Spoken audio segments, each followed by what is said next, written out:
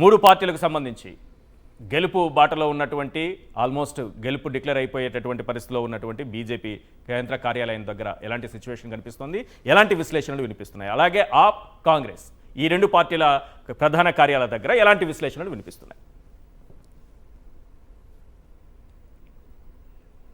మూడు దశాబ్దాల తర్వాత ఢిల్లీ బీజేపీ రాష్ట్ర కార్యాలయానికి కల వచ్చింది. బీజేపీ రాష్ట్ర కార్యాలయంలో ప్రస్తుతం సంబరాలు జరుగుతున్నాయి. గెలుపు ఖాయమైపోయింది. ఇప్పటికే ఆల్మోస్ట్ 10 రౌండ్లు పూర్తయ్యాయి.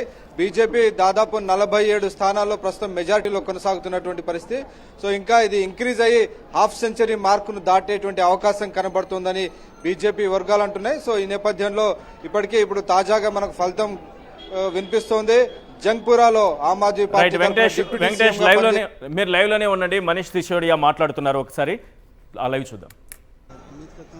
की समस्याओं को हल करेंगे, जयपुरा के लोगों की जितनी भी चीजें हैं सबको हल करेंगे। बाकी तो बाकी देखते हैं। सर काफी टफ फाइट रही है, कैसे देखते हैं, कहाँ चूक हो गई?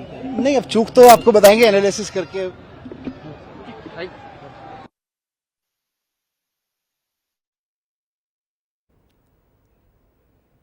వెంకటేష్ చెప్పు క్వశ్చన్ నాయక్. వెంకటేష్, మూడు పార్టీలకు సంబంధించి ఎలాంటి విశ్లేషణ? Please go ahead.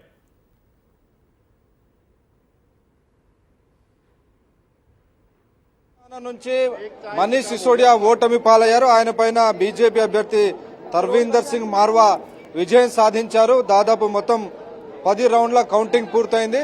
సో మొత్తానికి ఈ అరవింద్ కేజ్రీవాల్ కు అత్యంత సన్నిహితుడు, ఆయన లెఫ్టినెంట్ గా భావిస్తున్నటువంటి మనీష్ సిసోడియా ఓటమి పాలైనటువంటి నేపథ్యంలో ఆమ్ ఆద్మీ పార్టీలు ఒక్కసారిగా షాక్ తిన్నాయి. అలాగే ఇటు అరవింద్ కేజ్రీవాల్ కూడా ఓటమి అంచున ఉన్నారు.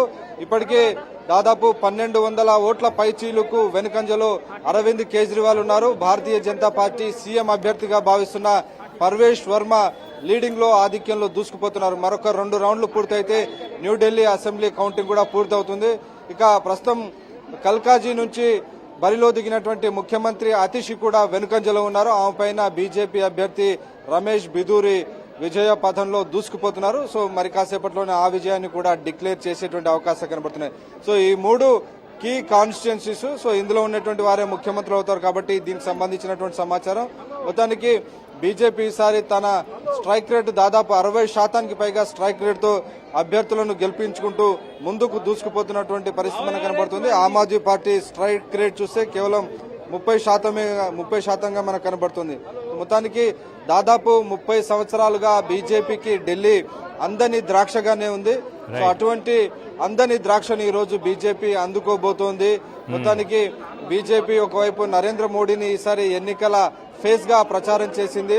ఎవరిని ముఖ్యమంత్రి అభ్యర్థిగా ప్రకటించకుండా ఈసారి నేరుగా కేవలం నరేంద్ర మోడీ ఫోటోతోనే జనంలోకి వెళ్ళింది. గతంలో 2015లో కిరణ్ బేడీ ఫోటోతో వెళ్లి 2015లో 2020లో ముఖ్యమంత్రి అభ్యర్థిని ప్రకటించి చేతులు కాల్చుకున్న బీజేపీ ఈసారి అలాంటి పొరపాటు చేయకుండా కేవలం నరేంద్ర మోడీ ఫోటోను ఫోకస్ చేయడం ద్వారా బీజేపీ నాయకత్వాన్ని, ఇన్ఫైటింగ్ అన్నిటిని కూడా పక్కన చేసి ఈసారి బీజేపీ చాలా అవలీలగా తన విజయాన్ని